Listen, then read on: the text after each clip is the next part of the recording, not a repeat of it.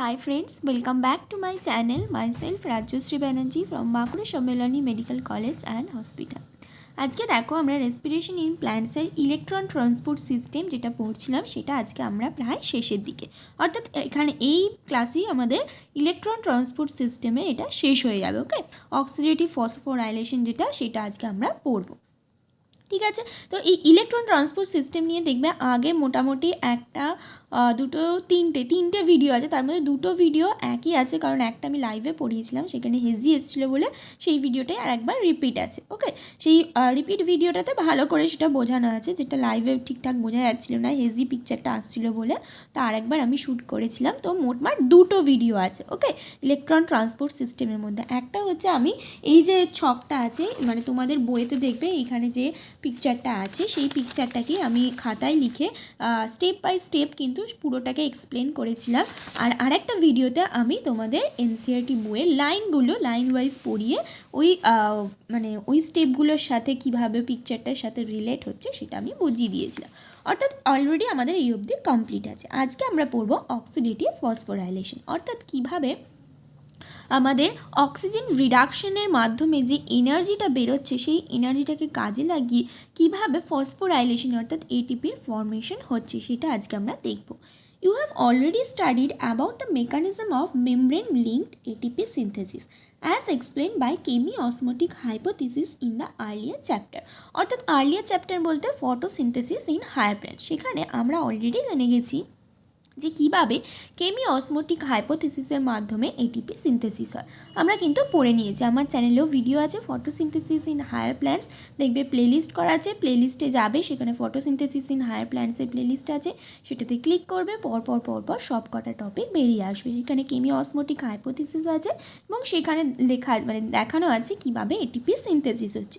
তো সেটাই বলছে যে ইউ হ্যাভ অলরেডি স্টাডি, তোমরা কিন্তু অলরেডি স্টাডি করে ফেলেছো কী হিসেবে about the mechanism of membrane linked ATP synthesis, অর্থাৎ মেমব্রেন লিঙ্ক কীভাবে এটিপি সিনথেসিস হচ্ছে তার মেকানিজমটা সম্বন্ধে কিন্তু তোমরা অলরেডি স্টাডি করে ফেলেছো। কোন চ্যাপ্টারে? আর্লিয়ার চ্যাপ্টারে। এবং সেই হাইপোথিসিসটা আমরা নাম দিয়েছিলাম কেমিওসমোটিক hypothesis. As mentioned earlier, the energy released during the transport system is utilized in synthesizing ATP or with the help of ATP synthase। অর্থাৎ কি বলছে যে আগের কথা অনুযায়ী যে as mentioned earlier the energy released during the electron transport system, অর্থাৎ electron transport সিস্টেমের মাধ্যমে যে এনার্জিগুলো রিলিজড হলো সেটাকে ইউটিলাইজ করে হচ্ছে এটিপি সিনথেস হবে। এবং এটিপি সিনথেসিসটা কীভাবে হবে? With the help of ATP synthase, অর্থাৎ এটিপি সিনথেস এনজাইমের মাধ্যমে এটিপি সিনথেসিস হবে। কোন এনার্জিটাকে কাজে লাগিয়ে? যে এনার্জিটা ইলেকট্রন ট্রান্সপোর্ট সিস্টেমে যখন ইলেকট্রনটা ট্রান্সপোর্ট হচ্ছিল সেই ইলেকট্রন ট্রান্সপোর্টের সময় যে এনার্জিটা রিলিজ হয়েছে সেটাকে কাজে লাগিয়ে এই এটিপি সিনথেস যেটা সেটাকে আমরা কমপ্লেক্স 5 বলছি। অর্থাৎ ইলেকট্রন ট্রান্সপোর্ট সিস্টেমে আমরা জানি কমপ্লেক্স 1, 2, 3, 4 আর এদিকে ছিল আমাদের 5। ওকে, তো এই 5টা হচ্ছে কমপ্লেক্স 5টাকে বলা হয় এটিপি সিনথেস। এটিপি সিনথেস ব্র্যাকেটে কমপ্লেক্স 5। দিস কমপ্লেক্স, অর্থাৎ এই কমপ্লেক্সটা, এই দেখো কমপ্লেক্সটাকে এরকমভাবে ঘুরিয়ে দেখা হয়েছে। কমপ্লেক্সটা কী বলছে? This complex consist of two major components F1 and F0। অর্থাৎ এই কমপ্লেক্সটার হচ্ছে দুটো কম্পোনেন্ট, একটা হচ্ছে F1, একটা হচ্ছে F0। The F1 head piece is a peripheral membrane protein complex and contain the site for synthesis of ATP from ADP and inorganic phosphate। অর্থাৎ এই যে F1টাকে বলছে হেড পিস। ওকে, দেখো হেডের মতো অনেকটা গোল মতো, অর্থাৎ এই যে গোল মতো অংশটা সেটা হচ্ছে F1, আর যেটা হচ্ছে মেমব্রেনের মধ্যে গিঁথে থাকে সেই অংশটা হচ্ছে F0। অর্থাৎ F1 হেড পিস কী বলছে? Is a peripheral membrane protein complex, অর্থাৎ পেরিফেরিতে অবস্থান করছে। এটা দেখো মেমব্রেনের মধ্যে, এটা হচ্ছে পেরিফেরিতে, অর্থাৎ এটা হচ্ছে ইনার মাইটোকন্ড্রিয়াল মেমব্রেন। এটা ইনার মাইটোকন্ড্রিয়াল মেমব্রেনের হচ্ছে আউটার সাইড। ঠিক আছে, ইনার মাইটোকন্ড্রিয়াল মেমব্রেন হচ্ছে এটা হচ্ছে আউটার সাইড, এটা হচ্ছে ইনার সাইড। ইনার সাইড হচ্ছে ম্যাট্রিক্স, অর্থাৎ এইখানে দেখো ছবিটাও আমি কিন্তু ওরামই এঁকেছিলাম এরকম। তো এটা হচ্ছে গোল মতো অংশটা হচ্ছে জিরো, আর এটা হচ্ছে F0 না F1 গোল মতো অংশটা F1 যেটা হেড পিস, আর F0 হচ্ছে এটা। F1টা হচ্ছে মেমব্রেনে কিন্তু নেই, ছবিটা আমার একটু ভুল আঁকা হয়েছে, এটা এদিকে হবে, মেমব্রেনের মধ্যে হচ্ছে F0টা আছে, F1টা কিন্তু মেমব্রেনের বাইরে আছে, মানে ম্যাট্রিক্সের দিকে হচ্ছে আছে, এবং সেটাকে বলছে পেরিফেরাল মেমব্রেন প্রোটিন কমপ্লেক্স। এবং তার কাজটা কি, তার কাজটা হচ্ছে synthesis of ATP from ADP and inorganic phosphate, অর্থাৎ এইখানেই হচ্ছে এডিপির সাথে ইনঅর্গ্যানিক ফসফেট যোগ হয়ে এটিপি ফর্মেশন করে। তাহলে F0-র কাজটা কি সেটা চলো দেখে নিই। F0 বলছে is in an integral membrane protein complex, integral membrane protein complex, কারণ মেমব্রেনের মধ্যেটা গিঁথে আছে তখন তাকে বলা হয় ইন্টিগ্রাল মেমব্রেন প্রোটিন কমপ্লেক্স।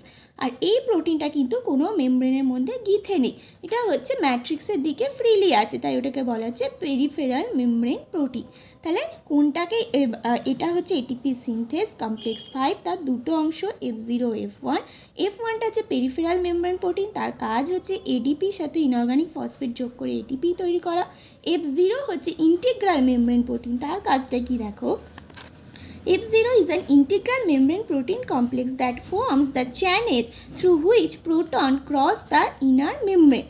অর্থাৎ এই যে F0 এটা হচ্ছে একটা চ্যানেলের মতো কাজ করছে, অর্থাৎ সেই গুহার ভিতর দিয়ে যেমন ট্রেনের যাওয়ার জায়গা থাকে না, চ্যানেল মতো করা থাকে, ঠিক একইভাবে এখানেও ওরকম চ্যানেল মতো করা আছে, যার মাধ্যমে কি হচ্ছে এই প্রোটনগুলো হচ্ছে যেটা ইন্টার মেমব্রেন স্পেসে ছিল বেশি বেশি করে, যে ইটিএসের মাধ্যমে এই যে প্রোটনগুলো ম্যাট্রিক্স থেকে ইন্টার মেমব্রেন স্পেসে চলে এসেছিল, ফলে কি হয়েছে একটা সাম্যতার হচ্ছে বিঘ্ন ঘটেছে, অর্থাৎ সাম্যতাটা আর নেই, ইকুইলিব্রিয়ামটা আর রয়েছে না, মানে এখানে হচ্ছে বেশি হয়ে গেছে, তখন কি হবে সেই ইকুইলিব্রিয়ামটাকে ঠিক করার জন্য কি হবে, এখান থেকে প্রোটন অর্থাৎ হাই কনসেন্ট্রেশন থেকে প্রোটন আবার ম্যাট্রিক্সের দিকে যাবে, এবং এই যে যাবে সেটা কিসের মাধ্যমে যাবে, সেটা হচ্ছে এই F0 থ্রু হচ্ছে যাবে, কারণ F0তে একটা চ্যানেল আছে, এবং এই যখন যাবে সেই যাওয়া হবে এবং তার সাথে কাপেলড হবে এই এডিপির সাথে পিআই এর রিয়াকশন হয়ে এটিপি ফর্মেশন। ওকে,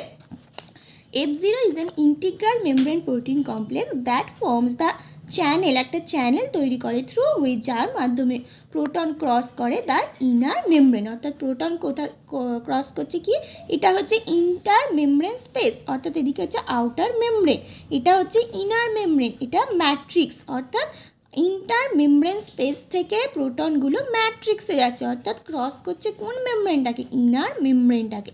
তাহলে সেটাই বলা হলো যে থ্রু হুইচ, যার মাধ্যমে প্রোটনগুলো ক্রস করছে দ্য ইনার মেমব্রেন।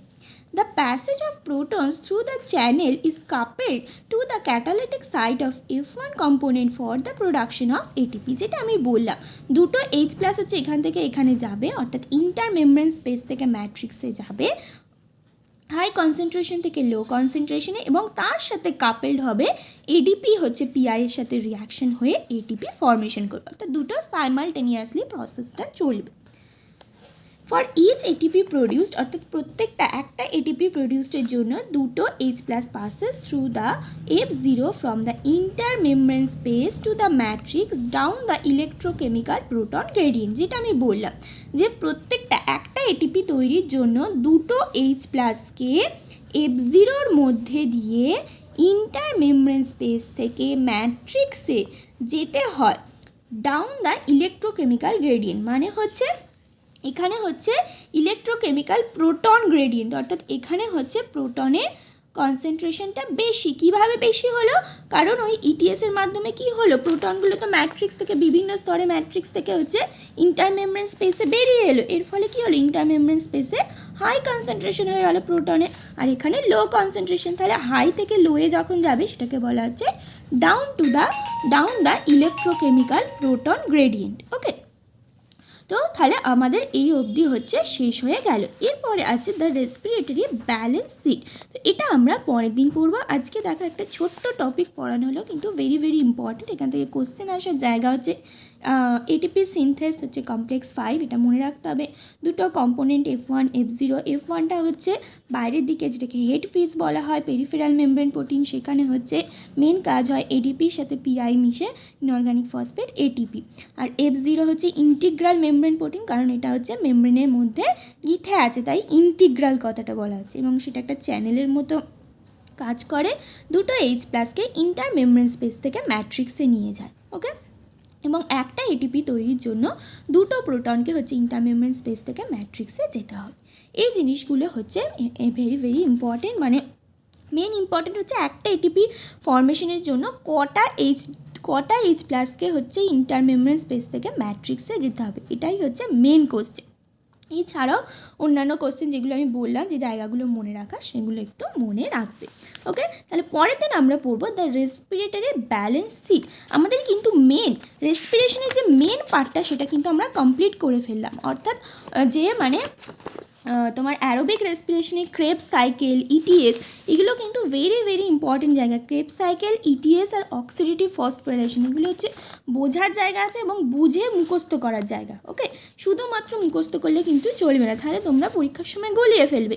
সেই জন্যই আমার এতটা এফোর্ট দেওয়া। তো আমি যখন এতগুলো ভিডিও তোমাদের জন্য বানাচ্ছি, এইটুকুনি জায়গার মধ্যে বেশি বেশি ভিডিও দিচ্ছি, কারণ যাতে তোমাদের জিনিসটা নিয়ে ক্লিয়ার হয়ে যায়। তোমরাও একটু চেষ্টা করো যাতে তোমাদের কনসেপ্টটা ক্লিয়ার হয়, শুধুমাত্র মুখস্থ নয়। ঠিক আছে, তো কোনো রকম প্রবলেম থাকলে অবশ্যই কমেন্ট বক্সে লিখবে, আর ভালো লাগলে বন্ধুদের সাথে শেয়ার করো। Thank you.